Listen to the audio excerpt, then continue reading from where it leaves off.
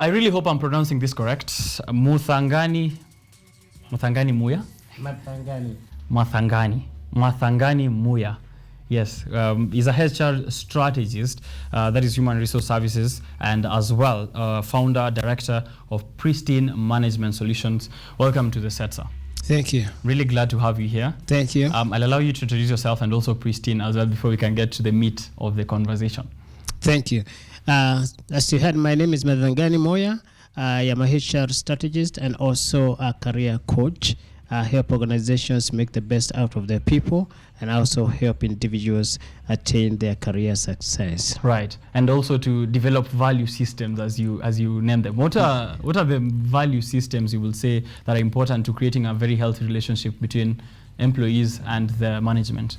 One, there must be a clear understanding in terms of the expected type of behavior, the conduct, and what exactly are people expected to do. So you must have a threshold. These issues of integrity come in very much, honesty, open communication to create that trust. Right. Is this, we always assume that it's a one-way conversation. What does the management want from the employee once they're coming in? Is there a reverse of the same, where you also have expectation from management and also have to, uphold them to that kind of threshold that you mentioned? It is a two-way relationship. Ideally, and that is the way it should be, each person has got their expectations, the employer has got their expectations, the employee has got their own expectations. So there should be what we can call rules of engagement, and that is why policies come into performance expectations and objectives and the strategies and what role each will play in that. The employer will support the employee by availing the resources, the training.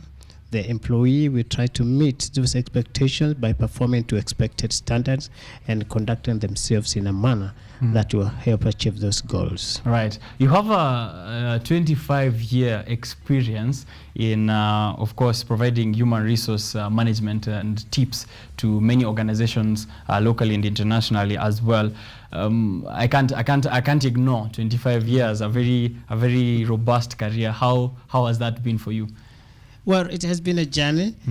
If each of us starts from a certain level, we go in with a bit of our book knowledge, and with time we gather not only how to apply the knowledge, skills we have learned, and we also learn from those who have been before us. And most importantly, just to understand what your role is supposed to be and the skills that you're supposed to apply, and actually learning on the job itself is what builds you up. You can be a very good accountant in terms of passing marks, but with time, now other skills come into place, and these are things like competence, decision making, critical thinking, emotional intelligence. So it's been quite a journey, and have been through many cycles, some difficult. Right, definitely. Yes. Can't be 25 years of a smooth life, yeah? Yes, it's been a learning curve. Right. Yes, definitely. Now, have you at any point before you became, because from your resume, you've been a human resource head for various organizations and also consulting for some of them as well. Have you been an employee yourself, where you had HR as well? Or did you just come in as a HR manager? Well, I started off at level. I have worked for those 25 years. Actually, I have not been consulting, can I say, for about 10 years. Yes, and I have worked under bosses, HR bosses, CEOs, and each one of them has been maybe a contributor to my learning. Yes. Right. So now, during this journey of 25 years, and during your time as an employee with bosses above you, will you say these things that you mentioned, that is competency, integrity, are they things that someone should have them innate before they come through, or is there a way that HR can impart them on the employees? Well, ideally, we all say we are supposed to be born equal, good people, not that. I think there's a saying that all people are born good, but the society sometimes influences how we think. Right. So a lot really depends on how yourself view yourself. So if you are a person who is, say, compassionate, it may help if you apply that compassion during your work. The role of HR itself is to reinforce what are the desired values that you need to succeed in your job. So there's a big role that HR plays that. Some of the values are innate. Then HR will come and actually grow them up. If we discover you're very good at people, at negotiating, at critical thinking, at making decisions, at numeric aptitude, then we will use our own ways to ensure that you apply that in your job successfully. So we actually develop you, help you into your innate talents. In others, we have to shape you in terms of the desired direction. Right. Yes. So we're mentioning integrity, we're mentioning competency, attentiveness, and all those important things that are, features of a good employee. Yes. Does the well-being, social, mentally, even physically, count as well as part of those important aspects of work? Yeah, that is a very important perspective, because if the people themselves don't feel comfortable, if they are not feeling as if they are recognized, appreciated, obviously they will not give their best in the organization. So the well-being of an employee is also a top priority for a HR manager. And how to do that is to ensure that they create what you call conducive environment to work. And how, again, do you do that? Is to ensure you are responsive to the employee's needs, the balance between the employer needs, and also implementing what would call are typical things that policies in the organization call for. So, for example, if you're entitled to a leave, if maybe you have a personal issue, is there somebody you can talk to? Is your boss responsive?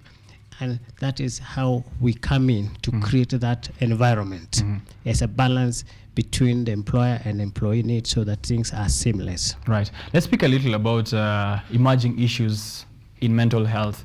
It's been quite a very difficult road to navigate, even individually and also for organizations.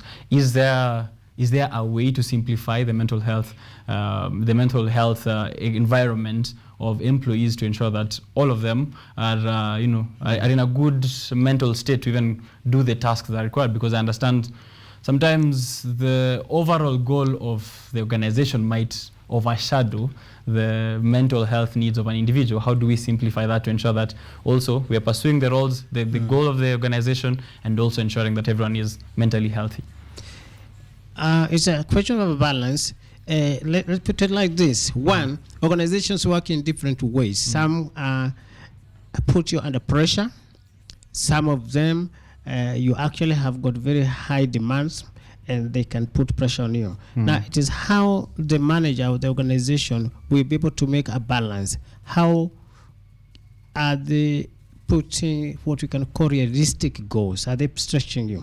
Mental health has been a subject that has not been very well discussed, developed, let's say, nationally. We don't even have a policy that guides that, but we are happy to announce that there is now an act which is with Parliament that is going to be handling mental health. So in the workplace, the first thing is to ensure that, one, how we communicate, how we treat employees is not putting them into what I can call unnecessary stress. And it has come out more openly during the COVID-19 pandemic, where people had to, some were retrenched, the work environment changed, we had to work from home, we had more greater demands because we are working with lesser people at home.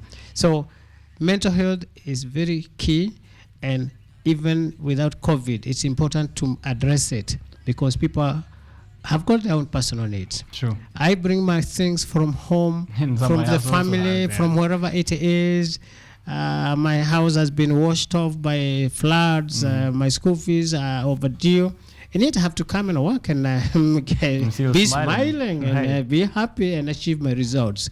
So it's very critical that HR leads that in making the balance. So when people come, they have an ear, they have somebody to listen to, and they can speak to the manager on behalf of the employee, because not all of us are trained in handling people. Yes. Are there basic rights you will say that an employee needs to have and non-negotiable? Yes, they are, and they are embedded in the law. The Employment Act is very clear. It sets out very minimum things that an employee must have. Let's take issue of rest days. Some of us work what we call hours that are not regulated, but the employer is supposed to have a schedule that provides for your rest days. The current working week for Kenya is 6 days and you rest for 1 day. But some organizations only work for 5 days and you rest for 2 days. That is one. The working hours, most of them are from either 8 to 5. So whether you are required to come to work at 6 because of exigency of work, then the employer must make sure that you work within the prescribed hours. So if you say it is 8 hours, then it means you leave a bit earlier. Two, if you have to work longer, you have to be compensated for the extra work that you work. Some of the other basic things is the right to be heard in case there is a problem in the workplace. So if it's a matter, you have breached the policy or you're being accused of a misdemeanor, then you have a right to be heard, not to be given a termination letter without being heard. The other issues that are things like registrations into what we call benefits schemes. So you must be registered, for example, in the National Social Security Fund. You also must be provided with basic medical, the minimum, whatever it is. The employer has a right to provide some medical cover for you. No, it doesn't have to be insured. Of course, we all think about insurances. So these are some of the basic things that you must have as an employee. Right. Now let's speak conflict resolution, because it's also one of those very hot topics in workplaces. In the event where contract or terms of agreement have been violated, what are some of the less harsh ways to solve these cases, and which are the ones provided by the law, you will say? Okay.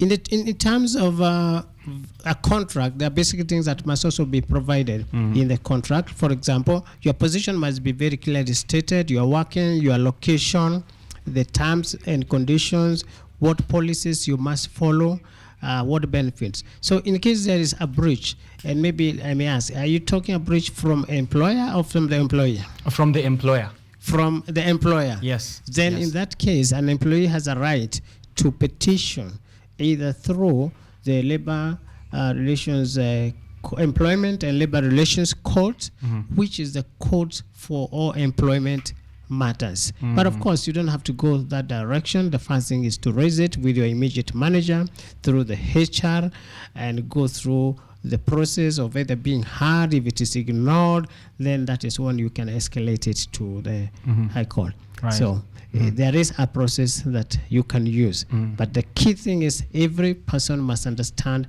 their terms and conditions as explained in their contract. Yes. Are there some contracts which, contracts are written by the employer? Are there terms that should not be in a contract when someone is reading a contract?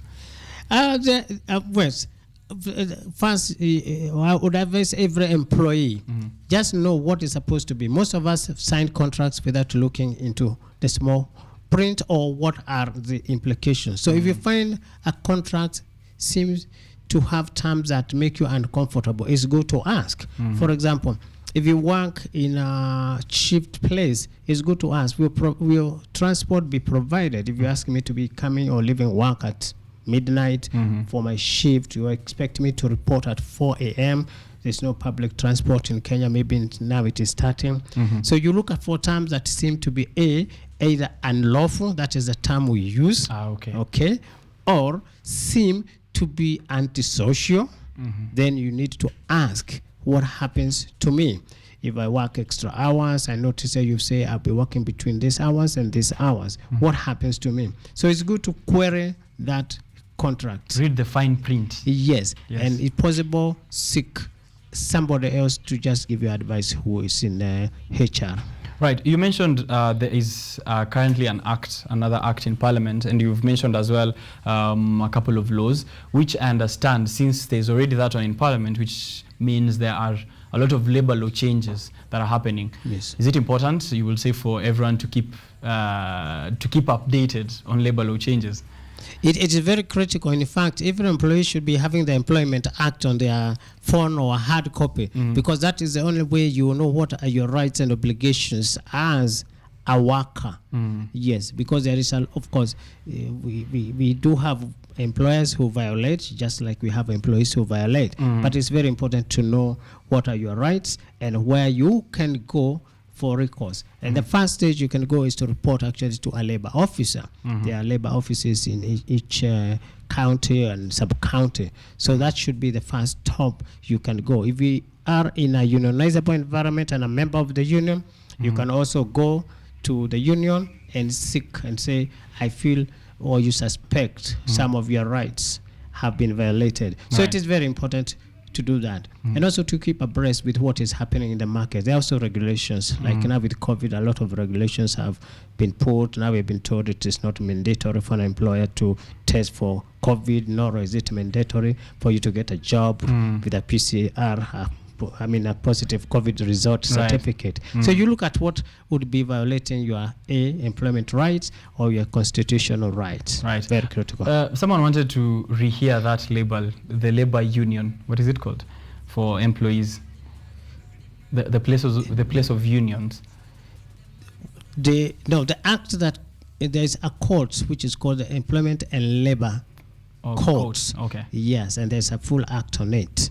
Yeah, which defines how matters of employment should be handled when now, there's a dispute. Since I've actually mentioned unions, a lot of organizations have their own internal labor unions, right? Yes. For example, the institutions of higher learning, they have a small workers union where they get to lobby for their rights. Do they have a place in the well-being of an employee, especially right about these times we are living in? Yes, unions are very important because they represent the interests of the employees, and although some people have different perspectives, if we do not, employers should not fight unions. They should actually embrace them. They're mostly viewed as activist forums.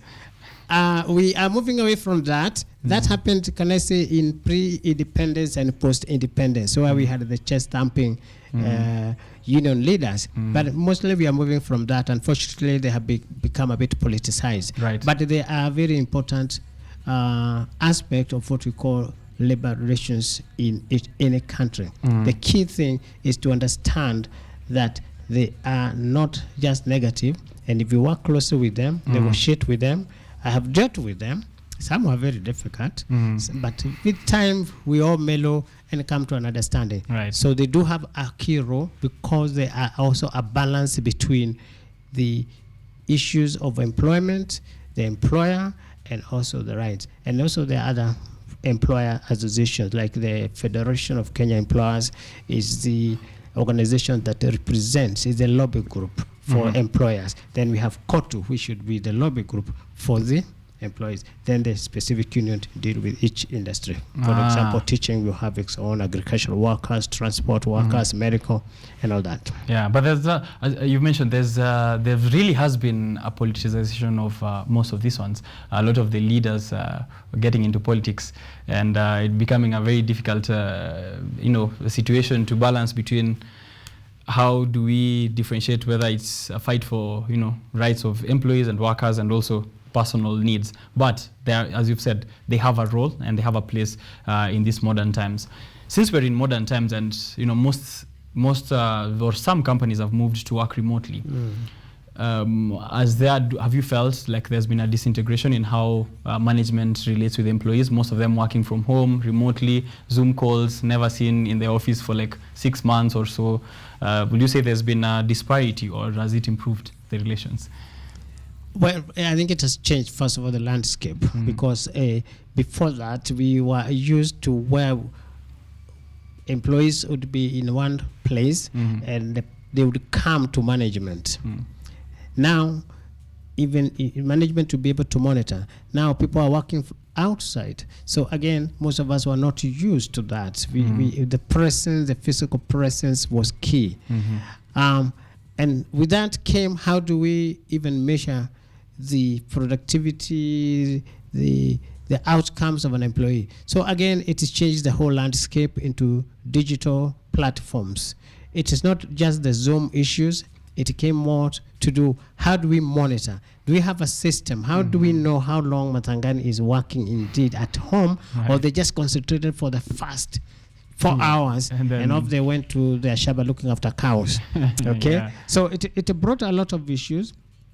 And also people also were not used to sticking in their homes. The environment at home is totally different depending on where you are. None of us had set the office set up, maybe the size of our houses, the availability of the network and all that. So with that also came, how do you handle issues of discipline, performance related issues?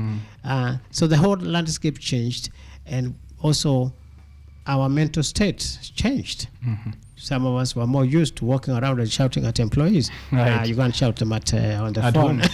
Yes. All right. So that really changed the landscape, but it's something that we can work with. Oh, yes, it is. And there has been a lot of improvements. Actually, the greatest beneficiaries have been the tech applications, the software developers, because now we had to go digital in terms of monitoring performance results, setting objectives and all that. Okay, so you have over 1,500 hours of coaching individuals on management and leadership skills. For now, those ones who might want those kind of services from you, what should they expect when they approach you, and how can they get to you? The first thing they would expect is, what I do is that first of all, we look at what we call, what are your career roadmap, what are your expectations, what are you looking for? Are there things that are, where do you want to go? Then we identify what has been holding you back. Then we'll work out what you need to do to overcome those obstacles. Then we come with a plan, how long, what we shall do for you, how long it will take. Most of the issues I will deal with are the people who are transitioning from one career to another, people who have lost jobs, people who want to be more effective in their jobs, maybe people who are having difficulties sometimes dealing with employees or their supervisors, or just feel you are not ready for the job you have gotten. So how do you get to me? You can either get to me through my phone number 0722 786015, or you can write an email to info@pristinesolutions.co.ke. Right. Do you work alone at Pristine, or do you have a whole team of HR professionals? Well, we work with associates and teams who, depending on what area it is, they would be able to help you. For those who are in the organizations, leaders, we will help you set up your whole HR. We will evaluate what are the issues that you need to do. We will provide leadership training, executive training, organization reviews, do a HR audit just to see what may be holding you back, or most important, what may take you to the next step of where you decide to be. Right. Pristine Solutions, Director of Pristine Management Solutions, of course, speaking to us here on matters of human resource and that well-being of an employee at work. As we wrap up, is there a way you could summarize a good relationship between management and employees, how it looks like, maybe in a paragraph? Thank you for that. Yes, the first thing is to ensure that there is open communication. Share openly, accept criticism, receive ideas, utilize staff ideas. Do not be the one issuing directives as an employer.